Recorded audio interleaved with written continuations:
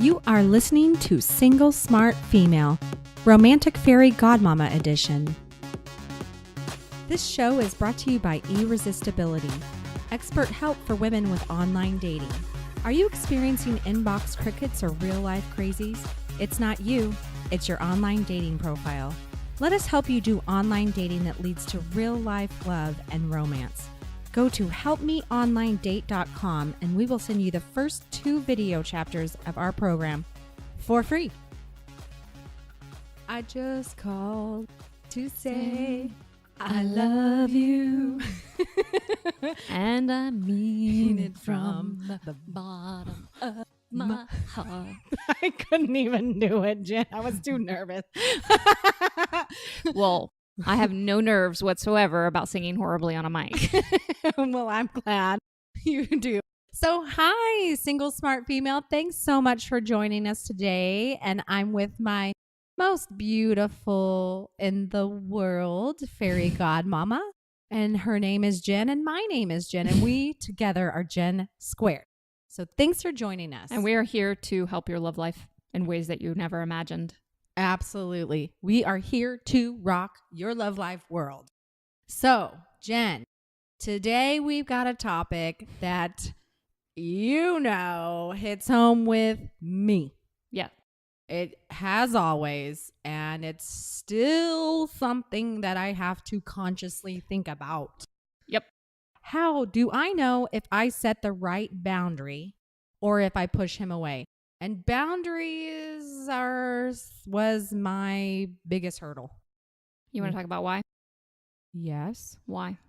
Oh, I thought you were Tell us all why. I thought you were going to psychoanalyze me right there. Oh, well. Oh, that's a good question, Jen. I guess I was always just afraid to lose a guy, and that would mean that I wouldn't find my dream man. I'm curious though, is it just men? Because I feel like you're that way with women at times as shoot. well. Good call. You're really sweet. A lot fucking sweeter than I am.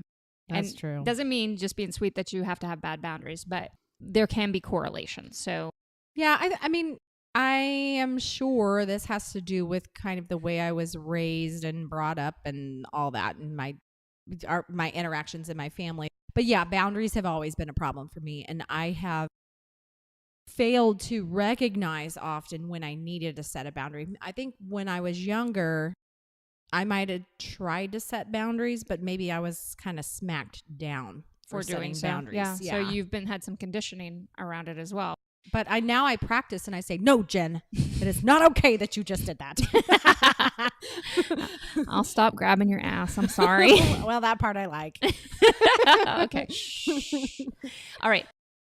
Boundaries are something that's really important to me. And I actually used to, even though I'm very dominating and authoritative, I used to have very, very poor boundaries.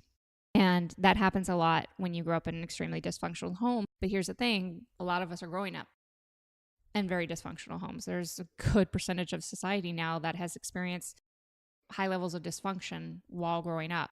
So the other piece of this is that we as women are being conditioned for 2 things now: to be good women still, and to be very productive women. So and yes. Yeah, good women like don't cause a scene Yes. and don't create a problem. Make sure everything's kosher. Yes. Women are still too emotional, to this, to that, and we feel like we have to shut that down in order to climb the success ladder. Right. And we don't have to shut it down. We just have to express it in a different way and feel it in a different way. But the other piece of it is that we actually don't have to have poor boundaries. I want to take a little side note on this. Then we have women who instead of boundaries, they stack their boundaries so high that they become walls. And that's actually problematic too when it comes to your love life. So I can see the confusion because it stems from, hey, I don't want to be a doormat like a lot of women have been in history. So they put up these walls and with lots of different things. But a lot of these wall women also have really shit ass boundaries when it comes to a man they really like, because they feel like they're never going to have that opportunity again to find somebody that makes them feel this way. So it's a really fucked up webbing of improper boundaries and just all kinds of chaos going on in this web. And so, Jen, those girls who have the crazy high walls, they have a hard time being vulnerable with a man. Yes. And I know I have heard you time and time again say the sexiest thing a woman can do is to show her vulnerability while maintaining good boundaries. Yes. That's the sexiest thing a woman can do. Your vulnerability is actually very intriguing and very attractive to men if it comes with good boundaries. You can be a total hot mess. That's fine. But if you're a total hot mess who will let him walk all over you, that's not sexy. No. If you're a total hot mess that respects herself enough to be a hot mess and then get up and walk away from a man who is treating you poorly, oh my God, that is, I'm going to be so vulgar. That's some really dick hardening shit. Ow. My God. That's really vulgar. I know, ladies. I apologize. That's extraordinarily sexy to men. I'll give you a really good example of this. While I was dating with my husband, he used to be the king of going MIA. And I let him go MIA. I didn't worry about it. I didn't press him on it. I didn't make it about him because I used it as an opportunity to explore the rest of my entourage when he would go MIA because I was like, oh, his loss. I'm going to go have fun with these guys. That was my philosophy on it. Worked beautifully. He also had a really bad habit of canceling dates on me. I didn't let it get to me. I saw it as an opportunity to do something even more fun when he'd cancel a date on me. But there was this one day that I got really aggravated because I was really excited to see him. And I understand that women probably get more aggravated than I do normally. But I was so dedicated to my entourage dating experiences, I didn't get aggravated that much. But this one day I did get aggravated. And I called him out on it. I asked him on the phone, I said, why are you canceling this date today? What's going on? And he says to me, he goes, this is why I don't do serious relationships. And mind you, he had already asked me twice to be exclusive, and I had said no. So he's like, this is why I don't do serious relationships. And I was thinking in my head, okay, calm down, Jen, because I was about to fucking rip him another one. And I'm sitting there thinking, okay, motherfucker, game on. Here I come, Rao. Okay. So I decided that day I went over to his house and I looked him straight in the eye and I said, I want to make something very clear. I respect the fact that you don't do serious relationships and you can do what you need to do, but do not expect that I'm going to spend time with you and not develop feelings for you. And do not expect that I'm going to walk on eggshells around your feelings all the time. He threw me down on the bed right at that moment. It turned him on so much that I had that kind of self-respect for myself. But this, by the way, ladies, this isn't the same thing as ripping a guy a new one all the time. If you do it all the time, it's not the same thing. This was something really unexpected that he got from me because normally I just turn my attention elsewhere. And I just want you to see that under the right conditions, when you're not chewing a guy out all the time, if you do it in a manner that honors you, that vulnerability, I was telling him, yes, there's a possibility that I'm going to really develop feelings for you here. And I'm okay with that. Don't expect me to pretend that I'm not. Just for you. Boom. Yes. Extraordinarily hot. So boundaries and vulnerability, they're the things that go together. It's like salt and pepper. Give me some other good combinations here. I can't think fast enough. Peanut butter and jelly. Peanut butter and jelly. Yes. Yeah. They're the peanut butter and jelly of love and romance. They're the peanut butter and jelly of being an adored woman. Mm-hmm. Vulnerability is not sexy without the boundaries. And I don't know about you ladies, but I know I want to be sexy. I mean, that's what I'm going for here. Yes. And it's not, I don't want to be sexy just because I have on this super short mini skirt and you can see my boobs and all this stuff. I want to be a sexy vixen woman who knows what's good for her and not, and won't let someone take advantage of her, but will let someone in to get to know her deepest heart. Because she knows ultimately that regardless if it's with him or with somebody else, she's going to have the love that she wants. Right. She knows that that is coming to her. And meanwhile, she is going to experience all the fun associated with discovering who that person is.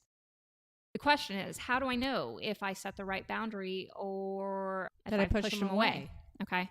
Boundaries are based on who you are.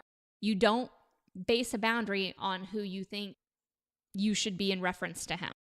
So for instance, the boundary that women like to set, for instance, that generic boundary, I'm not going to have sex with a man until a certain number of dates because somebody told me that you can't win a man that way. That's a boundary based on him.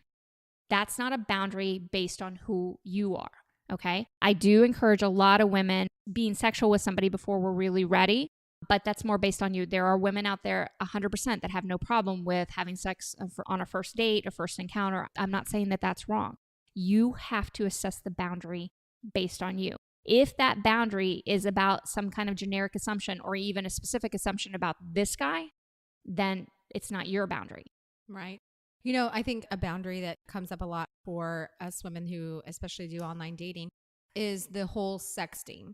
And maybe there are women who are okay with it and there are women who are not. I personally, that's not a turn on for me. Yeah. So that's a boundary I have to set. Yes. Yeah. Absolutely. That's a right boundary because it's your boundary. It's not about him whatsoever. It's not about, oh, he's not going to look at me long term. There are a lot of men who start out very sexual and the women are very sexual and they end up really in very long-term relationships. But that is not in integrity with who you are. Then it's a problem and it's not going to result in the relationship that you want. So that's very important. Now, if you're setting these boundaries that are congruent with who you are and they're about you and what you want and you need and how your romantic endeavors are evolving, then if you push him away, it's because he wasn't the right man for you. He couldn't respect you on the level that you needed to, and the universe just did you a favor. Right. So you're never going to push a man away with the right boundary if that boundary is you. You could possibly push a man away if you're basing your boundaries on what you think men are going to be attracted to. Okay, that's really key. You think you're doing this boundary because you think he's going to be attracted to you because of that. That's the key way to push a guy away with a boundary. For the ladies who have boundary issues like myself, I want you to just take notice when something happens and it gives you that twinge in your gut and it gives you that funky feeling like, that didn't sit right with me. That's a moment. That's a moment right there. You need to set a boundary. For me, I couldn't even figure that out for the longest time. And then now I recognize it. But honestly, Jen, I'm still in the point where I have to say to myself, that is that feeling. This is a boundary moment time. And for some women, it is going to take a lot longer time to become comfortable around setting boundaries because you have spent so much time not setting the right ones for you. And I want you to just be okay with that. But if you want an incredible love life, you have to be able to set appropriate boundaries for you. This is so key, ladies. I'm not doing this to torture you. I'm doing this because it's incredibly seductive to the right man. Plus, it will keep you from feeling fucking crazy as you step into bigger and better pieces of your romantic self. This show is brought to you by Irresistibility, expert help for women with online dating. Are you experiencing inbox crickets or real-life crazies? It's not you, it's your online dating profile. Let us help you do online dating that leads to real-life love and romance. Go to helpmeonlinedate.com and we will send you the first 2 video chapters of our program for free. Thank you, Lover Girl, for joining us on this romantic fairy godmama edition of Single Smart Female. Don't forget to text this episode to all of your single smart girlfriends, as well as visit us at singlesmartfemale.com. We'll talk to you next time. And here's to you having everything you want in life and love.